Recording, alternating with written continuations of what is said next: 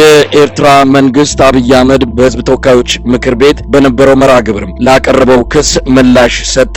ከእውነት የራቀና ለጦርነት አጀንዳ ሰበብ ፍለጋ የቀረበ ክስ ብሎታል። የኤርትራ መንግስት የማስታወቂያ ሚኒስትር አቶ የማነ ገብረ መስቀል ጦርነትን ለመፈለግ የቀረበ ክስ በማህበራዊ ሚዲያ መድረካቸው የገለጹት አብይ አህመድ በህዝብ ተወካዮች ምክር ቤት ቀርቦ ኤርትራን በተለያዩ ክሶች የወነጀለ ሲሆን በተለይም በትግራይ በነበረው ጦርነት የኤርትራ ወታደሮች ከተሞችን ሲያፈርሱ ሲያቃጥሉ ነበሩ ሲል መክሰሱ የሚታወስ ነው። አብይ አህመድ ከዚህ ቀደም ለኤርትራ መንግስትና ህዝብ ከፍተኛ ምስጋና በማቅረብ መቼም የማይረሳ ውለታ አለብን ሲል በተደጋጋሚ ምስክርነቱን መስጠቱ የሚታወስ ነው። በመጀመሪያ ወዳጅም ጠላትም ማወቅ ያለበት የኢትዮጵያ ህዝብና መንግስት የሀገር መከላከያ ሚኒስቴር ክህደት ተፈጽሞበት በገዛ ወገኖቹ ጥፋት ሲካሄድበት የኤርትራ ህዝብና መንግስት ወደሱ የሄዱትን ወታደሮች የያዘበት ወደ ፈለጉ እንዲሄዱ የደገፈበት መንገድ የሁል ጊዜም የኢትዮጵያ ውለታ ነው።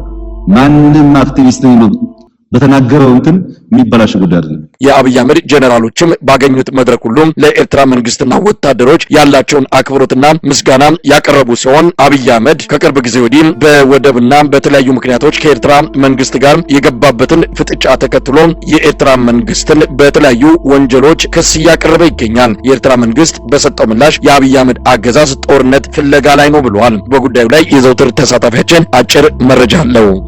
የኢትዮጵያ ህዝብ ተወካዮች ምክር ቤት 5ኛ ዓመት የሥራ ዘመን ላይ ጠቅላይ ሚኒስትሩ ለቀረበላቸው ጥያቄ መልስ ለመስጠት በምክር ቤቱ በተገኙበት ሰዓት በዋናነት ኤርትራን የሚከስ በርካታ ወንጀላዎችን አቅርበዋል። ከነዚህ ወንጀላዎች መካከል እንግዲህ ራሱ ጋብዞ ወደ ጦርነቱ ያስገባቸው እንደሆነና በርካታ ኤርትራውያን ወታደሮች ወደ ኢትዮጵያ ገብተው ፌዴራል መንግስቱንና የክልል ኃይሎችን በመደገፍ በትግራይ በተደረገው ጦርነት ላይ ተሳትፎ እንደነበራቸውና በዚህ ተሳትፎ ኢትዮጵያን ከብተና እንዳዳኑ ከፍተኛ የሆነ ገዛ እንዳደረጉ የኢትዮጵያ መንግስትና የኢትዮጵያ ህዝብ የኤርትራ ህዝብና መንግስት የሰራውን ውለታ ታሪክ ሊረሳው እንደማይችል ሲገልጹ ከቆዩ በኋላ አሁን የኤርትራ ሰራዊት ከኋላ እየተከተለ አዲግራትን መድኃኒት ፋብሪካ ነቃቀለ፣ የአልመዳ ጨርቃጨርቅ ፋብሪካ ነቃቅሎ ወሰደ፣ እንዲሁም መቀሌ ስንደርስ ከተማው እንዳይገቡ አድርገን መቀሌን ለማዳን ከፍተኛ ጥረት አድርገናል ብሎ ከዚህ በፊት ከሚናገረው ንግግር እጅግ በጣም የተጣረሰና የተንታታ ሀሳብ ነው ሲገልጽ የነበረው። ከዚህ በፊት የመከላከያ ሰራዊት ጀነራሎች የኤርትራ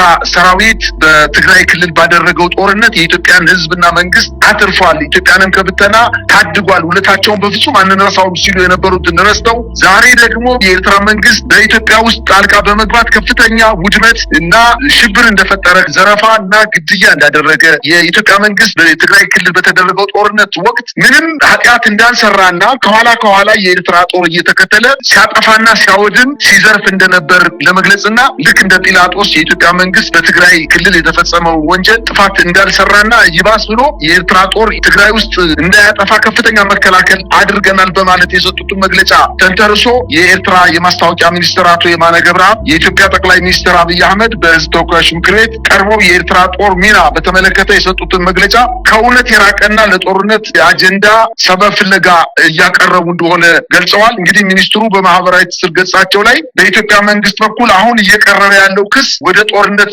ለመሄድ ከፍተኛ ዝግጅት እየተደረገ ጠብ ያለሽ በዳቦ እንደሆነ ጠቅሰዋል። አንዳንድ ምሳሌዎችንም የሰጡት በተለይ የወደቡን ጉዳይ የተዘጋ ፋይል ነው በማለት የማስታወቂያ ሚኒስትሩ እየገለጹ ቢገኙም ነገር ግን የኢትዮጵያ መንግስት በባሌም ሆነ በቦሌ ኢትዮጵያ ከቀይ ባህር ርቃ የምትቀርበት አይኖርም በማለት የእስራኤልና የጎላን ኮረብታዎችን አያይዘው የጎላን ኮረብታ ለእስራኤል እጅግ በጣም ወሳኝ በመሆኑና በጉልበት የያዘችውን ምሳሌ በመጥቀስ ኢትዮጵያ በጉልበት የወደቡን ጉዳይ እንደምታጠናቅቅና እንደምታጠቃልል እየገለጹ ይገኛሉ። ነገር ግን የማነ ከፍተኛ ተቃውሞ አንስተዋል። ይሄ ጠቅላይ ሚኒስትሩ በፓርላማ ተገኝተው የሰጡት ትንታኔ ከእውነት የራቀ ብቻ ሳይሆን የኤርትራን ህዝብና መንግስት ውለታ የረሳ ነው በማለት ነው መግለጫቸውን የሰጡት። መሳይ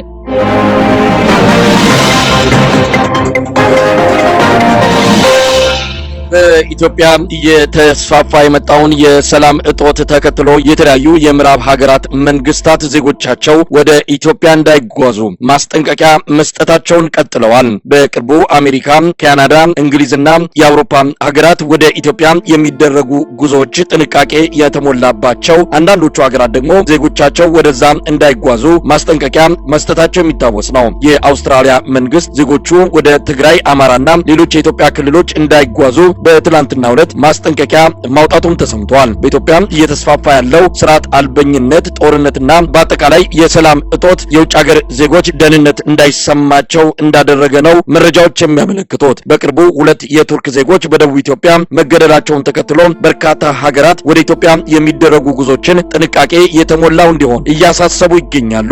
ይህ በእንዲህ እንዳለ በትግራይ ያለውን ውጥረት ተከትሎ የተስተጓጎለው የአውሮፕላን ጉዞ በርካታ የትግራይ ተወላጆችን በአውቶቡስ ወደ አዲስ አበባ እንዲጓዙ ያደረገ ሲሆን መሰረት ሚዲያ እንደዘገበው ከሆነ አብዛኞቹ ተጓዦች ወደ እስር ቤት ተወስደዋል። የአብይ አህመድ አገዛዝ በማንኛውም መንገድ ከትግራይ ወደ አዲስ አበባ የሚገቡ የትግራይ ተወላጆችን እያሰረ እንዳለ ነው መረጃው የሚያመለክተው። የዘውትር ተሳታፊያችን ተጨማሪ ዘገባ ይኖረዋል። የአውስትራሊያ መንግስት ዜጎቿ ወደ ትግራይ፣ አማራና ወደ ሌሎች የኢትዮጵያ ክልሎች እንዳይጓዙ የጉዞ ማስጠንቀቂያ ማውጣቱን አስታውቋል። ስማርት ትራቭለር የተባለ የጉዞ መረጃ የሚያወጣ ተቋም እንዳመለከተው ከሆነ የአውስትራሊያ መንግስት ዜጎቹ ወደ ትግራይ ክልል እንዳይጓዙ የጉዞ ማስጠንቀቂያ ማውጣቱን ታውቋል። በትግራይ ክልል ያለው የጸጥታ ሁኔታ ያለ ቅድመ ማስጠንቀቂያ በድንገት በማንኛውም ሰዓት ሊባባስ የሚችል በመሆኑ ወደ ክልሉ ከማንኛውም አይነት ጉዞ እንዲታቀቡ አስጠንቅቀዋል። ዜጎችም በማንኛውም መንገድ ክልሉን ለቀው ይውጡ ሲል አስጠንቅቋል። ህዝባዊ ተቃውሞና ግጭቶች በሚከሰቱበት ወቅት በቤት ውስጥ እንዲቀመጡም ምክር ሀሳብ አቅርቧል። ከትግራይ ክልል ውጭ ዜጎች ወደ አማራ ክልል፣ ቤንሻንጉል ክልል፣ ጋምቤላ ክልሎች እንዲሁም ከአማራና ከሶማሌ ጋር በሚያዋስኑ ሰሜናዊ የኦሮሚያ ግዛቶች ላይ ጉዞ እንዳይደረግ በማለት ማስጠንቀቂያ መስጠቱን አስታውቋል። ከኤርትራ፣ ከሱዳን፣ ከደቡብ ሱዳን፣ ከኬንያና ከሶማሊያ ወደሚያዋስኑ የኢትዮጵያ ድንበሮች ጉዞ በፍጹም እንዳያደርጉ ማሳሰቢያ መስጠቱን አስታውቋል። የትጥቅ ግጭቶች፣ የሽብርተኝነት ስጋት፣ የእገታና የሲቪል አለመረጋጋቶች እንዳሉ ጠቅሶ በእነዚህ አካባቢዎች ጉዞ እንዳይደረግ ዜጎቹ ምንም አይነት እንቅስቃሴ እንዳያደርጉ በማለት ማስጠንቀቂያ መስጠቱን ገልጿል። በአጠቃላይ ዜጎቹን ወደ ኢትዮጵያ ሊያደርጉት ያሰቡትን ጉዞ ካለ እንደገና እንዲያጤኑት በማለት ምክር ሀሳቡን አቅርቧል። ወደ ሶማሊያ ክልል ከኬንያና ከሶማሊያ አካባቢዎች በስተቀር ወደ ምስራቅ ሸዋ፣ ጉጂና ምዕራብ ጉጂ ዞኖች የሚደረጉ ጉዞዎች የጥንቃቄ ምድብ ውስጥ እንደተካተቱና በእነዚህ አካባቢዎች ጉዞ ሲያደርጉ ዜጎቹ ከፍተኛ ጥንቃቄ ማድረግ እንዳለባቸው፣ ከተቻለ ደግሞ በእነዚህ አካባቢዎች ጉዞ እንዳያደርጉ በማለት ምክር ሀሳቡን አቅርቧል። በመጨረሻም ወደ አዲስ አበባ፣ ድሬዳዋ፣ አፋር፣ ሐረር፣ ማዕከላዊ ኢትዮጵያና ደቡብ ምዕራብ ኢትዮጵያ ከፍተኛ ጥንቃቄ ያለበት ጉዞ እንዲያደርጉ በማለት አስታውቋል። በአጠቃላይ ኢትዮጵያን ካርታ በስፋት የቀይ ቀለም የተቀባባቸው በርካታ የኢትዮጵያ ክልሎችና ግዛቶች ላይ ከፍተኛ የሆነ አለመረጋጋት፣ ግጭቶች ስላሉና የሽብርተኝነት እንቅስቃሴም ስላለ በእነዚህ አካባቢዎች ምንም አይነት እንቅስቃሴ እንዳይደረግ በማለት ለዜጎቹ ማሳሰቢያ ሰጥቷልኝ። የቢጫ ቀለም ደግሞ በተወሰነ ደረጃ ማዕከላዊ የሀገሪቱ አካባቢዎች ላይ ዜጎቹ በጥንቃቄ አስፈላጊ ጉዞ ካልሆነ በስተቀር ምንም አይነት እንቅስቃሴ እንዳያደርጉ በማለት ማስጠንቀቂያ መስጠቱን ነው መረጃዎች እያመላከቱ የሚገኙት። እንግዲህ የአውስትራሊያ መንግስት ይህን ውሳኔ ያሳለፈው ከጥቂት ቀናት በፊት የእንግሊዝ መንግስት የጸጥታ ሁኔታው ማሽቆልቆሉን በመጥቀስ ለዜጎቹ ወደ ትግራይ፣ አማራ፣ ጋምቤላ፣ ኦሮሚያ እንዲሁም ሌሎችም የሀገሪቱ ድንበሮች አካባቢ እንዳይጓዙ ለዜጎች ማስጠንቀቂያ መስጠቱ ይታወቃል። ከዚህ በፊትም እንደሚታወቀው የካናዳ መንግስት፣ የአሜሪካ መንግስት እና የተለያዩ የአውሮፓ ሀገሮች በኢትዮጵያ በተከታታይ ጊዜ ለዜጎቻቸው ወደ ኢትዮጵያ ቢችሉ እንዳይጓዙ ከተቻሉ ደግሞ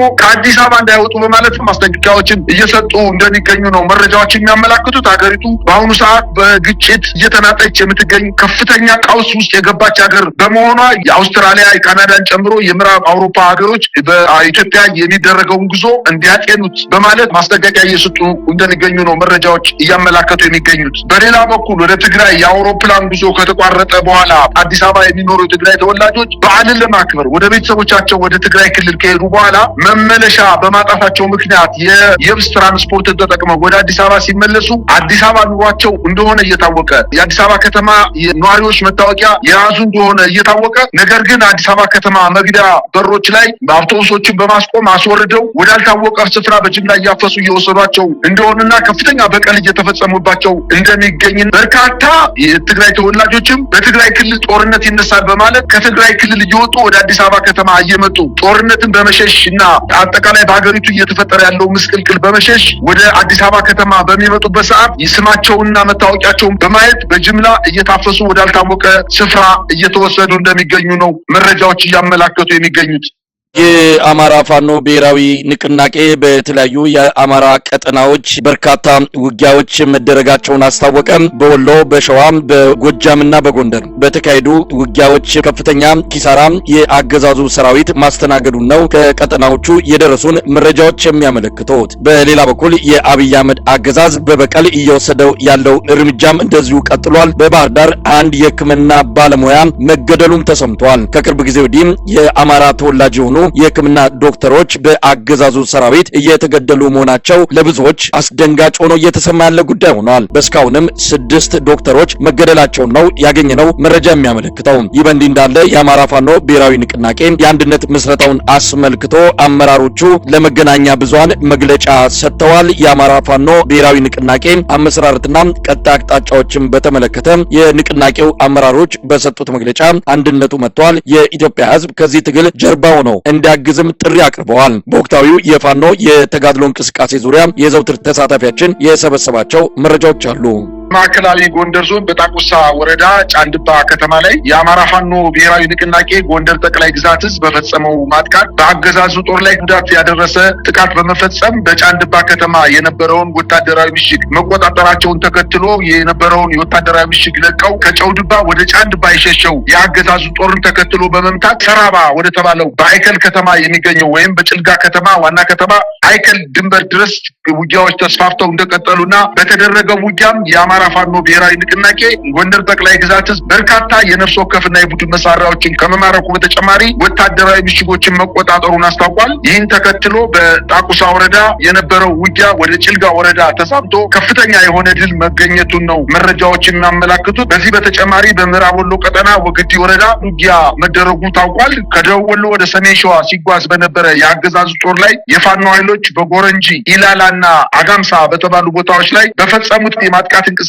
በአገዛዙ ጦር ላይ ድል መቀዳጀታቸውንና በርካታ የሰራዊቱን አባላት መግደላቸውንና የነፍስ ወከፍና የቡድን መሳሪያዎችን መማረካቸው። በዚሁ ቀጠናም ከላሊበላ ወደ ጋሸና ሲጓዝ በነበረ የአገዛዙ ጦር ላይ የፋኖ ኃይሎች ድብኮ ከተባለችው ከተማ ላይ የደፈጣ ጥቃት በመፈጸም በድብኮ ከተማ ላይ ሲደርስ የአገዛዙ ጦር መጥተው ክፉኛ እንዳሽመደመዱት ለማወቅ ተችሏል። እንግዲህ በዚህ ቀጠና በርካታ የሆኑ ውጊያዎች እየተደረጉ ሲሆን የሰራዊቱ አባላት ስንቅና ትጥቅ ለመቀባበል ከአንድ ከተማ ወደ አንድ ከተማ እንቅስቃሴ በሚያደርጉበት ሰዓት የአማራ ፋኖ ብሔራዊ ንቅናቄ የተለያዩ ኮሮችና እዞችና ሻለቃና ሻምበሎች በጋራ በመቀናጀትና በመናበብ ከህብረተሰቡ መረጃ በመሰብሰብ ከፍተኛ ኪሳራ እያደረሱበት እንደሚገኙ ታውቋል። በምስራቅ ጎጃም አካባቢ የአማራ ፋኖ ብሔራዊ ንቅናቄ ከደንበጫ ከተማ በቅርብ ርቀት ከምትገኘው ዋድ ኢየሱስ የጀመረው የማጥቃት እንቅስቃሴ እስከ ደንበጫ ከተማ ዘልቆ በመግባት 15 የአገዛዙ ጦር መደምሰስ መቻላቸውን የቴዎድሮስ 109ኛ ኮር 99ኛ ክፍለ ጦር አስታውቋል። እንዲሁም በባህር ዳር ዙሪያ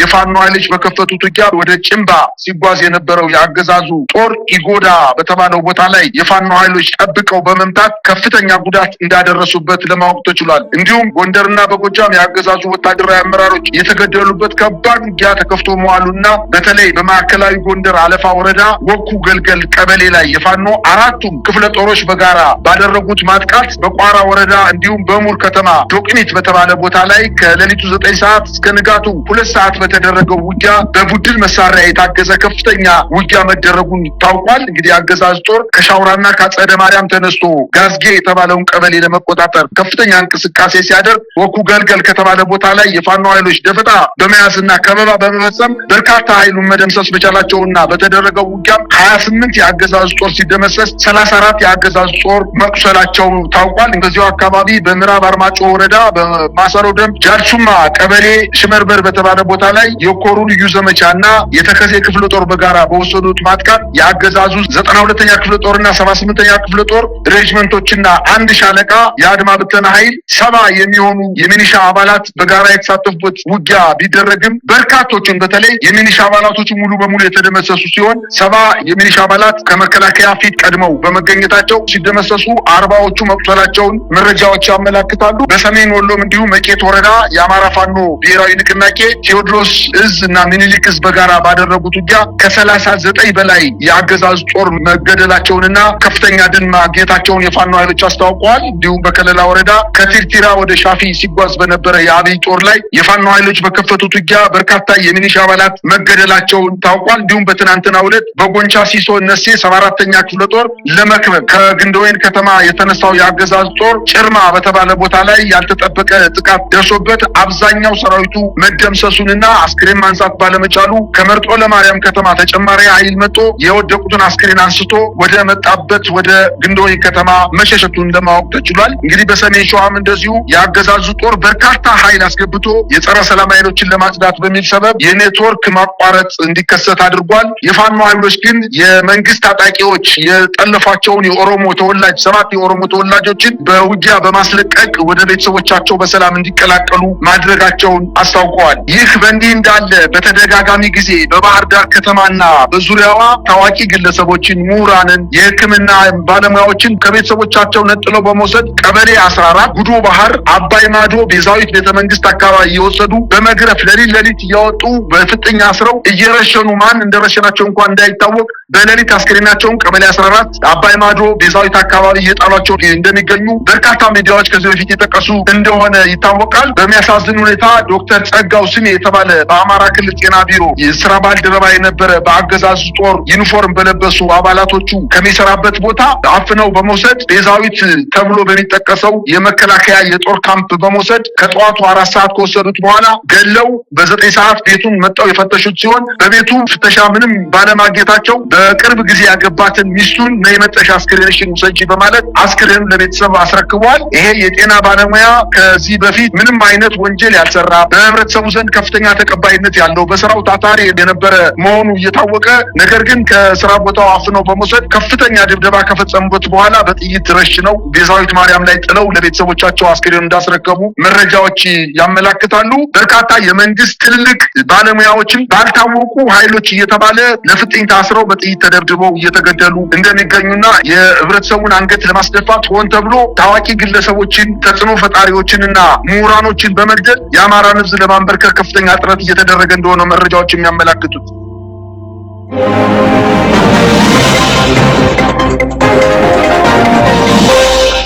እየሞከርኩ ነው በሚል መሪ ቃል እየተካሄደ ያለው የማህበራዊ ሚዲያ ዘመቻ ተጠናክሮ መቀጠሉ ታወቀ። በርካታ ኢትዮጵያውያን እየተቀላቀሉት እንደሆነም ለማወቅ ተችሏል። እየሞከርኩኝ ነው በሚል በኮሜዲያን ያሲኖ የተጀመረው ንቅናቄ የተለያዩ የህብረተሰብ ክፍሎች በራሳቸው መንገድና በራሳቸው መልእክት ዘመቻውን እየተቀላቀሉ ሲሆን አገዛዙም በሁኔታው ከፍተኛ ድንጋጤ ውስጥ እንደገባ መረጃዎች ያመለክታሉ። እንዲህ አይነቱን የማህበራዊ ሚዲያ ዘመቻ የሚያካሂዱ ሰዎችን አድኖ ለመያዝ አገዛዙ በኩል እየተመከረም እንዳለም ተሰምቷል። ይህ እየሞከርኩኝ ነው በሚል እየተስፋፋ የመጣው የኢትዮጵያንን የወቅቱን ድምጽ የሚወክለው ዘመቻ በዋናነት ከኑሮ ውድነት ጋር በተያያዘ ህብረተሰቡ የገባበትን አጣብቂኝ የሚያመላክት እንደሆነ ተገልጿል። አንዳንድ የፖለቲካ ፓርቲዎች ይህንኑ እየሞከርኩኝ ነው የሚለውን ዘመቻ የተቀላቀሉ ሲሆን ኢዜማ የደረሰበትን የተቀባይነት እጦት ለማካካስ በሚል ይህን ዘመቻ መሪ ቃሉ አድርጎ እየተጠቀመበት እንዳለም ለማወቅ ተችሏል። በጉዳዩ ዙሪያ የዘውትር ተሳታፊያችን የህብረተሰቡን አስተያየትና ያነጋገራቸውን ሰዎች ምላሽ ይዞ አጭር ዘገባ ያቀርብልናል። መሳይ እናንተ እያያችሁ ያላችሁት የማህበራዊ ድረገጹን በሚዲያ ነው። ነገር ግን አዲስ አበባ ሌላ ወሬ የለም ማለት በሚያስችል ደረጃ ባሱም፣ ሰማዩም፣ ምድሩም፣ የግል ታክሲውም፣ ሆቴሎችም፣ ስፖርት ቤቶችም በሙሉ እያወሩ ያሉት ይህን ነው። እንግዲህ ኪነ ጥበብና ሚዲያ ለፖለቲካ ትግል ምን ያክል ከፍተኛ አስተዋጽኦ እንዳላቸው በአጭር ቃላት የተገለጸበት የኮሜዲያን ያሲኑ እየሞከርኩ ነው የሚለው አገላለጽ የኢትዮጵያን ህዝብ ብሶትና በደል ቁልጭ አድርጎ ያሳየ የኑሮ ጉስቁልናቸውን ቁልጭ አድርጎ የሚያሳይ እየሞከርኩ ነው በሚል ርዕስ በማህበራዊ ሚዲያ የተሰራጨው አጭር ቪዲዮ በበርካታ ኢትዮጵያውያን ዘንድ የመነጋገሪያ አጀንዳ ከሆነ የሁለተኛ ቀን አለፈው። እንግዲህ ብሶት የወለደው ከባድ መልእክት ያዘለ ንግግር መሆኑን በበርካታ ኢትዮጵያውያን ዘንድ ስምምነት ላይ ተደርሷል። ግን በዚህ ብቻ ያበቃል ወይ ነው በተለይ የአዲስ አበባ ከተማ ነዋሪዎች እየተናገሩ የሚገኙት። የራሳችንን ኑሮ በሌላ ሰው አንደበት ነው የሰማነው። እኛ እየሞከርን ነው ብለን ማብቃት የለብንም። ከእንግዲህ በኋላ በቃ ደክሞናል። ከእንግዲህ በኋላ ይህ ስርዓት መሸከም አንችልም፣ አቅቶናል ሰልችቶናል፣ ደክሞናል፣ ይህን መንግስት ልንጥልበት የምንችልበትን አደረጃጀት መፍጠር አለብን በማለት እየተነጋገሩበት ይገኛሉ። እንግዲህ ችግርን የማያውቀው ሹመኛ በበዛበት ሀገር የዜጎችን መከራ እለት እለት እየጨመረበት በመምጣቱ ወገቡ የተሰበረው የኢትዮጵያ ህዝብ በዚህ ጊዜ እንደዚህ አይነት የህዝብን የኑሮ መከራ ቁልጭ አድርጎ የሚያሳይ ወጣት ሌሎችን አነሳስቶ ወደ በቃ አልቻልኩም ወደሚል ህዝባዊ አመጽ ሊሸጋገር እንደሚችልና አገዛዙ ይህንን ግለሰብ ምናልባት ማስተባበያ እንዲሰጥ ከፖለቲካ አንጻር አልተናገርኩም እንዲል ሊያስረው ሊያናዝዘው በሚዲያ ላቀርበው እንደሚችል ነው በርካታ የአዲስ አበባ ወጣቶች እየተናገሩ የሚገኙት። በጣም የሚገርመው ደግሞ የብልጽግናው የሳሎን ጌጥ የሆነው ኢዜማ ይህንን የህዝብ ብሶት ለምርጫ ቅስቀሳ ሊጠቀምበት እንደሆነና በተለይ ደግሞ እነ ገነት አራጌ የኢዜማ የፖለቲካ ከፍተኛ አመራር የነበሩት ደብዛቸው ከጠፋ 1 ዓመት የሞላቸው ሲሆን ለእነዚህ ሰዎች ምንም ትንፍሽ ያላለው ነገር ግን በአዲስ አበባ ከተማ ይህንን ቃላት ተጠቅሞ የያሲኖን እየሞከርኩ ነው የሚለው መልእክት በምርጫ ድግስ ላይ ማማማቂያ ለማድረግ ራሱ ማህበራዊ ድረገጹን ተቀላቅሎታል። በኮሜዲያን ያሲን የተሰራው ማህበረሰባችንን ተጨማሪ ችግር ላይ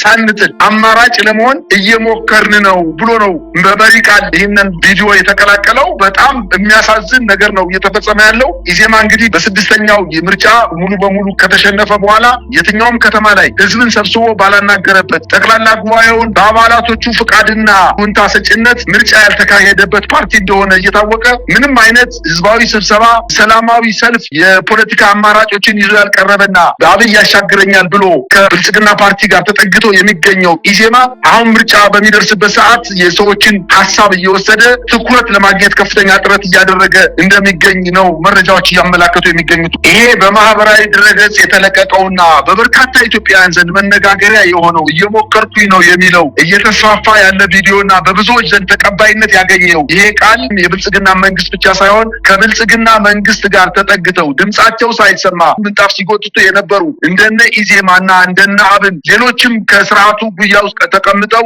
የዕለት ድርጎ እየተሰፈረላቸው የሚገኙ ስም ይዘው ምንም የፓርቲ ስራ የማይሰሩ የፖለቲካ ፓርቲዎችን ጨምሮ ለመጣል ከፍተኛ ድል እንደፈጠረና ወጣቶችም እየተስፋፋ ያለው ቪዲዮ በብልጽግና ፓርቲ ላይ ብቻ የመጣ ሳይሆን በእነዚህ በስሩ ላይ የስርዓቱን ምንጣፍ ጎታቸው የሆኑ የፖለቲካ ፓርቲዎችም ላይ ጭምር የተነሳ ማዕበል እንደሆነ እየታወቀ ኢዜማ ግን ይህንን ተጠቅሞ ተቀባይነትና ድጋፍ ለማግኘት እየተጠቀመበት እንደሚገኝና ይሄ ከፍተኛ ተቀባይነት ያለው ቪዲዮ በበርካታ ቋንቋዎች ተሰራጭቶ ተስፋፍቶ በአዲስ አበባ ብቻ ሳይሆን በክልሉ ከተሞች ላይም ከፍተኛ የሆነ የህዝብ አመጽ ሊቀሰቀስ እንደሚችልና ስርዓቱ በቃኝ ብሎ ወጣቶች በከተሞች ላይ አመጽ ሊቀሰቀስ እንደሚችል ግምታቸውን እየተናገሩ ይገኛሉ።